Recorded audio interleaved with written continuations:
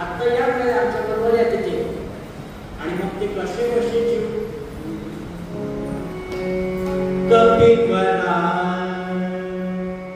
ते सगळे विनंती करतायत कभी बना पूर्ण गंभीरा कभी बना पूर्ण गंभीरा ऐका ममेना आपुले कानी करुण को भ्रमण हे नको चार भगते डोळ्यात डोळ झाली अवसरे कोणी आता भेटली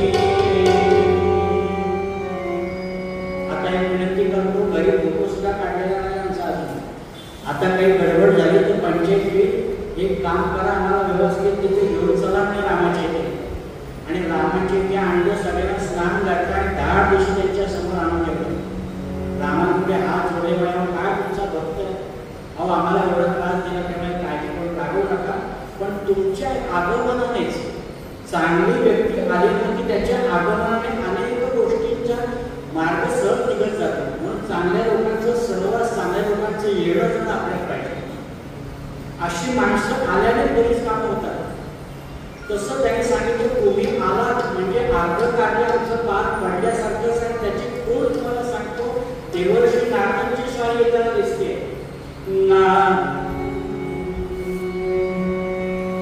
नारायण रमण रमणा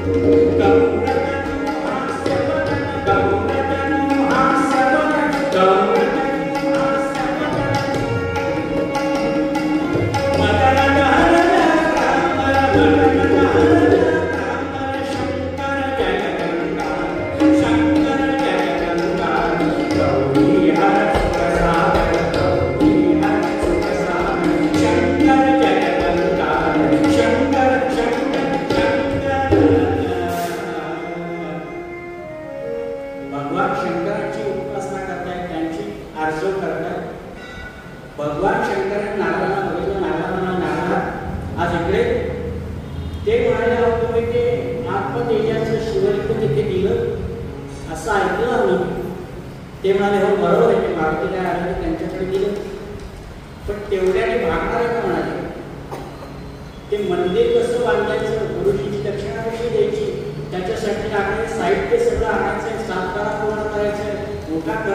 एक कार्य म्हटलं की बघा किती खर्च असतो, साधा उत्सव करून बघा. ते म्हणाले ते पण बरोबर आहे. आणि ते राम वनवासी त्यांच्या खिशाला म्हणजे त्यांच्या झोपेला खिसाच नाही आहे, वल्कलनेसून आलेले आहेत, त्यांच्याकडे काही नाही. ते म्हणाले माझ्याकडे सुद्धा नाही, त्यांच्याकडे एकादशी, माझ्याकडे शिवरात्र नाही, माझ्याकडे तरी काय आहे, आम्ही दोघंही काही देऊ शकत नाही. ते म्हणाले तुम्ही दोघंही फार हुशार आहात, तुम्ही कोणाला काही देऊ शकत नाही, पण तुम्ही एखाद्याच्या डोक्यावरती हात ठेवला तर तो काही करू शकतो म्हणा. होतं काय सांगा. ते म्हणाले म्हणजे अहो तुम्ही काही करू शकत नाही याच्यावर सुद्धा माझा तसा विश्वास नाही, कारण प्रापंचिक माणसाकडे थोडं काहीतरी असतंच, अगदीच काही नसतं असं म्हणता म्हणाले. बरं ठीक आहे तुमच्याकडे नाही, पण तुमचा एखादा लाडका भक्त जो पैशाने धनाढ्य आहे, तुम्ही सांगितल्यानंतर ऐकणार नाही असा असेल ना कोणतरी, त्याला सांगितलं भगवंताचं कार्य करायचं आहे तर तो तुमच्यासाठी हे काम पूर्ण करेल. हा म्हणे असे माझ्याकडे भरपूर आहे, भरपूर लोक एकच पाहिजे. कोण? रावण. ते म्हणाले काय म्हणतोस रावण, तो काय करणार? ते म्हणाले तो काय करणार ते मी सांगतो म्हणाले. तुम्ही एक फक्त पत्र लिहून द्यायचं रावणाला आणि त्याला सांगायचं. काय सांगायचं? भगवान शंकरांचे स्वामी कोण आहेत? भगवान शंकर कोणाचं नामस्मरण करत असतात? भगवान महाविष्णू. म्हणजे कोणाच्या? राम कोणाच्या अवतारात? विष्णूचेच. ते रामनामच घेत असतात, बरोबर. पण त्यांचे स्वामी कोण आहेत हे रावणाला माहिती नाही. तेव्हा एकच लिहून द्या की माझे स्वामी त्या लंकेच्या तीरावरती आलेले आहेत आणि त्यांना शंकराचं मंदिर बांधायचं आहे. त्या कार्याची पूर्तता करण्यासाठी जे काही लागेल तन मन धन हे सगळं तुझ्याकडनं व्हावं अशी माझी तुला आज्ञा आहे. हक्काने सांगायचं बघ का, ज्यांच्याकडे शक्य आहे त्यांना हक्काने सांगायचं आणि तेवढा अधिकार. ते म्हणाले ते पत्र मला लिहायला जमत नाही. ते म्हणाले अहो सगळं तुम्ही लिहायचं नसतं, फक्त आम्ही सांगितलं ना एक शिक्का घ्यायचा, मोहर उठवायची, सही करून मोकळं व्हायचं, बाकी काही करत बसायचं. आम्ही सांगतो तेवढं करा. बरं बरं म्हणाले घ्या पत्र काय असेल तसं. 10 पत्र लिहिलं नारदांनी, शंकराने सही केली आणि पत्र घेऊन तिकडे निघाले. कोणाकडे? आमच्या रावणाकडे, त्याच्या लंकेमध्ये. सागर सागर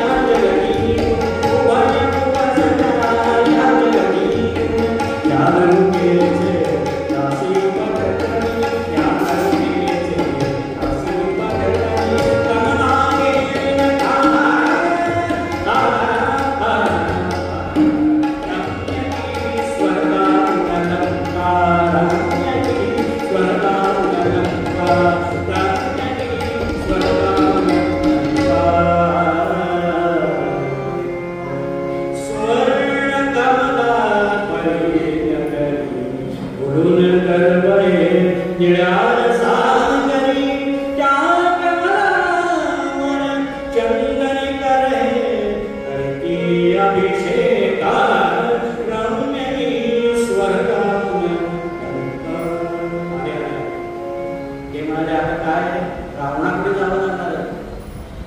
रावणाकडे जाताना नारायण नारायण करून चालायचं नाही. तिथे नारायण चालत नाही, तिथे शंकरांचं नाव घ्यावं लागतं, पक्ष बदल करावा लागेल जर त्या सत्ता हवी असेल तर. आहे की नाही? त्यांच्या पक्षामध्ये जायचंय, त्यांच्याप्रमाणे वागावं लागतं. असं आपल्याप्रमाणे आपण चालणार तेव्हा तिथे काय घ्यायचं? चंद्रशेखर चंद्रशेखर चंद्रशेखर लक्ष्मण चंद्रशेखर चंद्रशेखर चंद्रशेखर चंद्रशेखर चंद्रशेखर चंद्रशेखर लक्ष्मण. आणि नारदाने बसवाचे झटके वगैरे उभे भगवान शंकराचे चंद्रशेखर चंद्रशेखर चंद्रशेखर लक्ष्मण चंद्रशेखर चंद्रशेखर चंद्रशेखर नमः पार्वती पते हर हर महादेव. बाबा नारदा आज नारायण नारायण दिसत नाही, काहीतरी वेगळं नाही. ते म्हणाले काय माहिती का, तुला बरं वाटतं असं म्हटलं पाहिजे ना काहीतरी. आमच्या पक्षाचं नाव नको, आता तुझ्या पक्षाचं नाव घेतलं पाहिजे, तुझ्याकडनं कार्य करून घ्यायचंय. ते नारदांना म्हणतात नारदा इकडे कोणीकडे? ते म्हणाले इकडे कोणीकडे म्हणजे आता सहज कैलासावरती गेलो होतो आणि कैलासावरती आमच्या भेटीगाठी झाल्यानंतर चर्चा झाली आणि मग काही विषय निघतात आणि त्या विषयामध्ये असं सहज बोलण्यामध्ये आलं की रावणाची चौकशी केली त्यांनी कैलासावरती. अच्छा, माझी चौकशी केली भगवान शंकरांनी. अरे बर, मग काय म्हणणं आहे? काय मला म्हणाले पत्र देशील का जरा जाता जाता? ते म्हणाले ताबडतोब देतो. काय तक्रार दिली आहे? नाही तू वाच आधी, मग सांगतो मला त्याची काही कल्पना आहे का आधी वाच. रावणाने पत्र वाचायला घेतलं धाडधाड आणि त्यात लिहिलं होतं की भगवान शंकरांचे स्वामी त्यांना शंकराच्या मंदिराची स्थापना करायची, त्याची पूर्तता सगळी रावणाने करावी. त्या लंकेच्या शेवटच्या त्या तिथपर्यंत सीमेवरती आलेले आहेत. हा रावण म्हणाला अरे बापरे, हे कोण आहे? म्हणाले आमच्या शंकरांचे स्वामी आहेत कोण? ते मला तसे प्रश्न मला विचारायचे नाही. आमच्याकडे पक्षश्रेष्ठीचा आदेश म्हणजे आदेश, आम्ही पुन्हा त्याच्यात काही एवढा की आम्हाला काही कळतच नाही. त्यांनी नाव जाहीर केलं तिथे जाऊन बघायचं काय ते तू बघ म्हणाले. काय तुला सांगितलं ना कुठे ते पण सांगितलं, जाऊ भेट घे म्हणाले, त्याच्याशिवाय गाडी होणार नाही. ठीक आहे म्हणाले, जातो हरकत नाही. आणि रावण तिथून त्याच्या विमानात सगळ्या मंत्र्यांचं 40 आमदार सगळे बरोबर घेतले त्याचे इकडचे. तो म्हणाला जाऊन बघूया भेटूया, मला हरकत नाही. आणि सगळं गुवाहाटी वगैरे सगळं पूर्ण करून असे सगळे ते तिथे हजर झाले. कुठपर्यंत? त्या लंकेच्या कॉरिडॉर मध्ये आहे कुठे स्वामी. तिथे रावणाच्या यायच्या आधी आपण हजर झालो. नारदाने रामाला सांगितलं की काम करा. काय करा? कुठलंही आता बोलणं बंद करा, आता प्रतिक्रिया देत बसू नका, चॅनलवरती यायला आणि काहीतरी बोलायला असं आता आपण करायचं नाही. आपण कार्य करूनच बोलायचं आणि मौन पाळा. सगळ्यांना आदेश दिले. आणि तुमचे जे सैनिक आहेत ना सगळे कोणती वांगं वगैरे सगळे जे आहेत त्या सगळ्या 5-5 किलोमीटर लांब जायला सांगा. आता इथे फक्त तुम्ही दोघंच, 1 आणि 2 कोण तुम्ही बघा, एक रामराय आणि लक्ष्मण, मी यांच्याबद्दल बोलतोय. ते रामाला सांगितलं तर लक्ष्मण तुमच्या पायाशी ठेवा आणि तुम्ही काही बोलायचं नाही, तुम्ही मौनामध्ये असं मी त्याला सांगेन, जे बोलायचं ते मीच बोलेन म्हणा. ठीक आहे म्हणा. आणि त्याप्रमाणे सगळी वस्त्र वगैरे तशी बदलली, भगवी वस्त्र घातली आणि ते त्या एका शिळेवरती मौनामध्ये बसले. त्यांच्या पायाशी लक्ष्मण बसले. लक्ष्मण काय ऐकत येणार आहे कोण? अहो येणार कोण म्हणजे रावण येणार आहे. तो म्हणतो आत्ताच त्याला मार. ते म्हणाले एवढं सोपं असतं तर एवढा कठीण करावा लागत असतं. एवढं सोपं नाही आहे, तो मायावी आहे. आणि तो आता युद्धाच्या आधी येतो, त्याला असं मारता येणार नाही म्हणाले. तेव्हा त्याच्याशी तशा पद्धतीने बोलावं लागेल आणि आपलं कार्य साधून घ्यावं लागेल. बरं मग काय करायचं ते सगळं आम्ही बघतो म्हणा. रामाचं विमान, आपल्या रावणाचं विमान उतरलं आणि तो बघायला लागला. गुगल मॅपवरती लोकेशन मिळते का बरोबर पोचवा लागला. 1 मिनिटाच्या अंतरावर दाखवतात आहे कुठे. समोर बघितलं नारदांना. अरे नारद तू इकडे आलास, माझ्या विमानात घेऊन आलो असतो ना. अहो तुमच्या विमानात जाणारे लोक वेगळी, आमचं विमान वेगळं, आम्ही तुमच्या विमानात बसायची आमची इच्छा नाही, आम्ही आमच्या मार्गाने आलो नाही. ते म्हणाले ते आहे तुमचे आमच्या स्वामी, आमच्या शंकरांचे स्वामी आहेत ते काय म्हणाले, दाढी वेगळं काढलेले ते बघा ते समोर बसले. रावण गेला, नमस्कार केला. नारदाला म्हणतात राहू ते काही बोलत नाही, त्यांचं ते बोलत असतं, ते मौनामध्ये असतात, ते फार त्यांना वाटलं तरच बोलतात, नाही तर सगळ्याची चर्चा करायचं असं सगळ्या चॅनलवरती आपली जाहिरात द्यायची असं त्यांचं नाही, ते फार मौनपणे बोलतात आणि बोलतच नाहीत मला. मग सगळी पूर्तता तुला करायची, तुला माहिती ना आता अनुष्ठानासाठी ब्राह्मण आलेले आहेत म्हणाले. ब्राह्मण म्हणाले आम्ही आधी दिले सगळे साहित्य, काय काय लागतं, गहू तांदूळ वगैरे जे काय आहे ते सगळं, सुपाऱ्या चांगल्या सगळं, फुलं बिलं सगळं दिलंय, वस्त्र बिस्त्र चांगले आम्हाला, उपरणी धोत्र दरवाजी काढली, सोनेरी काढली आणि दक्षिणा. ते म्हणाले दक्षिणेची काळजी करू नका, एकेकाला दुप्पट दक्षिणा देतो, पण मंत्रोच्चार चुकीचे म्हटले तर घराघरात काढायचं नका फिरून म्हणाले, मला चालणार नाही. दशग्रंथी ब्राह्मण आहे ना रावण सुद्धा, उद्या वेळ मिळाला तर रावणाबद्दल पण चांगलं काहीतरी सांगेल, विचार करतो बघतो, मला आठवण करावं, आत्ता नाही सांगेल, आता वेळ संपत आहे. रावणाला सांगितलं, रावण म्हणाला सगळं करतो, काळजी करू नका. मग म्हणाले आमच्या सगळं तुम्ही म्हणल्या त्याप्रमाणे करायला हरकत नाही. मग ठीक आहे लवकर करा. सगळ्या मंडळांना सांगितलं यांना काय पाहिजे ते सगळं आणून द्या, पैसे किती लागतील तेवढे खर्च करा, पैशाची काळजी करायची नाही, भरपूर पैसे खर्च करा म्हणाले. देव कार्य करायचं ना व्यवस्थित खर्च होतो. आणि म्हणून एवढी सुंदर तयारी केली, तयारी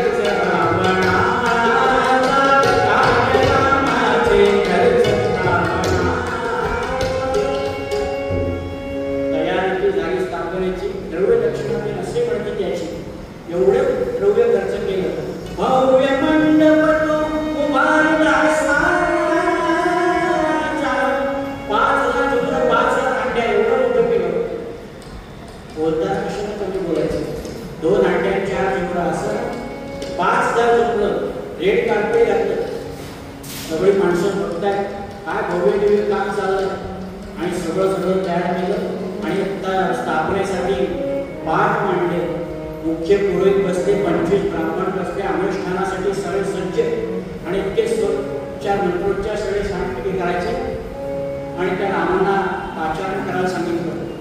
आणि राम तिथे आता येणार, तेवढ्यात राम रडायला लागले आणि रामाच्या डोळ्यात पाणी आलेलं रावणाला सुद्धा आवडलं नाही.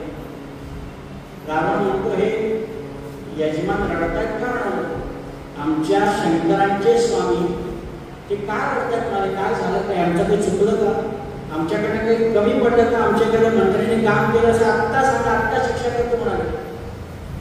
अहो मी त्याला सांगितलं होतं गडबड करू नका, आता काय केलं काय माहिती नाही. मी विचारलं जाऊन सांगितलं नारदाला उगाच जास्ती आता गडबड करू नका, सगळं काम व्यवस्थित होत आलेलं आहे, थोडक्यासाठी गडबड करा.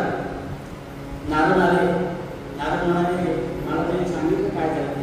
मग आता ते का येत का नाही, बसत का नाही पाठावरती, पाठ मांडलेत ना, गुरुजी बसले, 25 गुरुजी बसले, ताबडतोब अनुष्ठान करायचे, तापाने करायचे, काय येत नाहीये. ते म्हणाले काय सांगू, या गुरुजींना मी आधी भजन सांगितलं होतं, गडबड करू नका, त्याने 2 पाठ मांडले. पुण्या वाचनाला चांगल्या कार्याला धर्मपत्नी बरोबर बसायचं असतं, दोघांची योजना पाहिजे बरोबर की. स्त्री आणि शक्ती, स्त्री शक्ती आणि आपण म्हणतो शिव असे शक्ती असेल तेव्हा शिव कार्य करतो बरोबर आहे. तसं दोघं जण पाहिजेत ना, तसे दोघांचे पाठ मांडले म्हणून त्यांना रडायला येते. मग म्हणे त्यांचं लग्न झालेलं नाही का, तर त्यांचं लग्न झालेलं आहे. मग ते रडतात का, त्यांच्या बायकोला बोलून आणा किंवा तिथेच अडचण आहे. काय अडचण आहे, त्यांची बायको त्यांची धर्मपत्नी एका चोरट्याने पळवली आहे. ते म्हणाले पळवली, आमच्या शंकरांच्या स्वामींची पत्नी एका चोरट्याने पळवली. त्याला वाटलं नाही की कधी रावणाशी सामना होईल. अशी कशी पळवली म्हणाले. कोण आहे तो? मला नाव सांगा, आता मुसक्या मागणी ते घेऊन येतो. नारद त्याच्या समोर सांगतात का मंत्रीपद गेलं तरी चालेल. ते म्हणाले अरे रावणा तुला काय सांगायचं, आता या मंडपामध्ये तो उपस्थित आहे. रावण बघायला लागला, मला आता इथे उपस्थित आहे. कोण आहे? कोण म्हणाले या कोपऱ्यात त्या कोपऱ्यात म्हणाले. कुठे आहे? आत्ता सांगा मला, आत्ता तुला बघतो. ते म्हणाले इकडे तिकडे बघू नकोस, माझ्या समोरच आहे म्हणाले. रावण म्हणाला म्हणजे कोण? मी म्हणाले. ते कोण गेलं होतं तिकडे भिक्षेकराचा वेश घेऊन? कोण गेलं होतं? आणि ती लक्ष्मण रेषेच्या बाहेर ओलांडायला सांगून कोणी सीतेचं हरण केलं? ते म्हणाले सीता होती. ही ह्यांची पत्नी कशी असेल म्हणाले, ही रामाची बायको आहे. मग हे कोण आहे? ते म्हणाले तेच तुला आतापर्यंत सांगून ठेवलं नव्हतं, हे रामच आहे म्हणाले. आणि भगवान शंकर नेहमी रामाचंच नाव घेत असतात. अरे अरे अरे आता माझी बहिणी माझ्याकडनं वचन घेतलं असतं की सगळ्या कार्याला काही विघ्न येऊन देणार नाही. जे काय असेल ते पूर्णता करायची जबाबदारी माझी आहे. आता हे करायचं कसं? ते म्हणाले एक काम कर, यांची बायको घेऊन टाक. ते म्हणाले तेवढं सोडून बोला, ते जमायचं नाही, बाकी काय असेल तरी सांगा. ते म्हणाले आता करायचं काय? मग म्हणाले आता तुमचं हे कार्य अडतं म्हणून एक वड घालतो. हे पुण्या वाचनाची प्रतिष्ठापना होईपर्यंत सीतेला माझ्या लंकेवरनं घेऊन येतो. त्यांनी एकमेकाशी दोघांनी संवाद करायचा नाही. कार्य झाल्यानंतर पुन्हा मी तिला घेऊन जाणार, मला आवडायचं नाही. कबूल असेल तर हो म्हणा. ते म्हणाले ठीक आहे, मान्य. आणि त्यावेळेस रावणाने सीतेला तिकडनं इकडे आणलेलं आहे. आणि सीता आली, रामांना आनंद वाटला. तिथे बसले त्या आसनावरती दोघे जण. आणि गुरुजी आता सुरू करायचं. आणि रावण म्हणतो ह्यांचा तर कार्य बघतो, काय काय म्हणतात, काय काय करतात आणि सांगा कसं काय करायचं. पटकन कधी होते म्हणतो, वाढ बघायला लागला 8 का 5 कमी पडे, किती वेळ लागला. आणि रावण म्हणाला सांगा गुरुजी काय काय तुमचा संकल्प काय, तो लवकर सोडा, उदक सोडा, ताबडतोब पुढे काम झालंच. ते म्हणाले काय तुमचा संकल्प काय तो सांगून टाका, त्याप्रमाणे पहिले संकल्प सोडतो, बाकीचं पुढचं कार्य करतो. ते म्हणाले संकल्प असा सोडायचा आहे, सेतू बंधनात आमचा सेतू बांधला गेला पाहिजे. रावण वधात मंदिर स्थापन करिष्ये. आता मी कशाची स्थापना करतोय, लिंग प्रतिष्ठापना, की आमचे हे दोन येतोय सेतू चांगला बांधला गेला पाहिजे. त्याच्यानंतर रावणाचा वध, रावण कुंभकर्ण दोघांचा वध व्हायला पाहिजे. त्याच्यासाठी आमच्या कार्याला यश मिळायला पाहिजे. असं मोठं पत्र होतं. ते सगळं पार पडावं म्हणून संकल्प सोडायचा. ते गुरुजी म्हणाले 1 रुपया दक्षिणा नाही मिळाली चालेल. या रावणाच्या समोर ह्याच्या मरणाचा संकल्प सोडणार कोण? रावण म्हणतो कोण गुरुजी पुढे तो सगळे गुरुजी आम्ही चोपडी घेऊन पडून गेले. नको म्हणाले, हे कार्य नको, ते उत्तर नको, उपरणे नको, ते शिधा नको, हे नको म्हणाले. का झालं आजची दिवस असा गेला तरी चालेल म्हणाले. हे रावणाच्या समोर करायचं सोपं आहे. मग म्हणाले आता तुमचं कार्य होणार कसं, कोण संकल्प सांगणार? आणि मग तेव्हा रामराय म्हणाले एक विशिष्ट कार्य आणि विशिष्ट कार्य करण्यासाठी विशिष्ट लोक लागतात. म्हणून वसिष्ठांची योजना झाली पाहिजे. म्हणून अयोध्येमधनं वसिष्ठांना आणलं पाहिजे. आणि म्हणून अयोध्येमध्ये आमच्या हनुमंतरायांना पाठवलं. त्यांना वसिष्ठांना सगळं सांगितलं. पण वसिष्ठ सुद्धा असे आहेत, त्यांनी फार कडक या लोकांची सगळे काय म्हणतात तशी योजना असते. ते वानराच्या खांद्यावरती बसायला तयार नव्हते.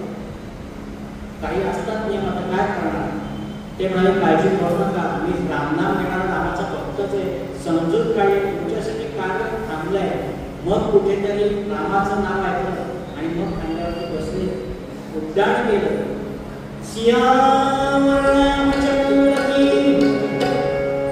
आणि त्याप्रमाणे वसिष्ठांना तिथे आणलं गेलं. वसिष्ठांची योजना झाली आणि त्याने तो संकल्प सांगितला. संपूर्ण कार्य वसिष्ठांच्या निर्णयाखाली झालं. आणि त्या शिवलिंगाची स्थापना झाली ते रामेश्वर लिंग आपण जे म्हणतो ते रामाने स्थापन केलेलं आहे. कथा आपल्याला माहिती असते, त्याची पार्श्वभूमी माहिती असणं फार आवश्यक आहे. ते रामांच्या हातून स्थापित आहे आणि अशा पद्धतीने कोणी भक्तांनी भगवंताची अर्चना केली, त्याची उपासना केली, त्याची प्राणप्रतिष्ठा केली. आजही बघा रामाचं मंदिर स्थापन केलं, रामाच्या मूर्तीचे डोळ्याची पट्टी काढली, समोर जो आरसा झाला ताडकन त्याच्यावरती ते तुकडे झाले त्या आरशाचे. तेवढं तुमचं अनुष्ठान एवढ्या ताकदीचं असेल ना तर तिथे प्रगटता प्रगट होते. आपलं तेवढं प्रामाणिक कार्य पाहिजे. आपली जी उपासना असते, आपलं जे कार्य आहे एकदम स्वच्छ पाहिजे, त्याला यश येतं. आणि त्याप्रमाणे एवढं सुंदर कार्य केलं त्या क्षणी ते कार्य वर्तस आहे.